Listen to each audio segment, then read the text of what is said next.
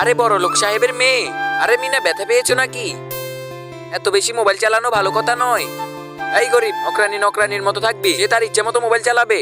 কিন্তু সাহেব, 1 সপ্তাহ পর তো তার ফাইনাল এক্সাম। এই রকম করলে তো সে পাশ হতে পারবে না। দেখা যাবে কার মেয়ে পাশ করে আর কার মেয়ে ফেল করে। পিঙ্কি, আমি তোমাকে পড়াতে পড়াতে হয়রান হয়ে গেছি, কিন্তু তুমি কখনো হয়রান হও না কেন? কিভাবে হয়রান হব? আমি তো পড়ালেখা করি না, আমি তো পড়ালেখার নাটক করি। সাহেব ক্ষমা করবেন, আজকে আসতে দেরি হয়ে গেছে। ঠিক আছে সাহেব, আমি এখন চলে যাচ্ছি।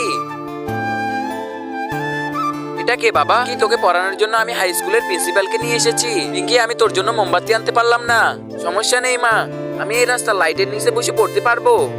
তো বন্ধুরা, দেখা যাবে মায়ের জন্য কয়জনই লাইক সাবস্ক্রাইব করে। আমার পড়ালেখা করতে ভালো লাগতেছে না।